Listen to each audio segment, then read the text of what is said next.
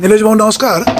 सध्या जुन्नर कृषी बाजार समितीच्या जागा खरेदी संदर्भामध्ये संतोष चव्हाण आणि माऊली खंडागळे यांचा विरोध आहे. बरं, तुम्ही संतोष चव्हाण यांच्यासोबत की संजय काळे यांच्यासोबत? मुळात असं आहे, संचालक हे जे दोन आहेत यांचा त्यांना विरोध आहे. संचालक म्हणून त्यांनी विरोध केला आहे. मी एक सामान्य कार्यकर्ता आहे, सामान्य माणूस आहे आणि ते आता सभापती आहेत काळेसाहेब.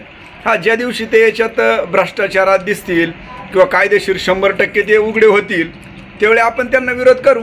संजय काळेंनी जमीन खरेदी करू नये असं संतोष चव्हाण आणि माऊली खंडागळे यांचं म्हणणं आहे.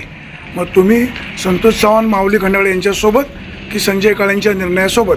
सध्या आम्ही सर्वसामान्य माणसं आहोत, आम्ही कोणाच्या सोबत नाही. दुसरी गोष्ट महत्त्वाचं सांगतो, आम्ही बाजार समितीचे मतदार नाही, शेतकरी आहे. ज्यांनी मतं दिल्यात त्यांना तुम्ही प्रश्न विचारा, त्यांच्या खरोखर अडचणी आहेत का, त्यांना मार्केटबद्दल खरोखर हे चाललेलं वाईट वाटतंय का, हे त्या मतदाराला विचारा ना.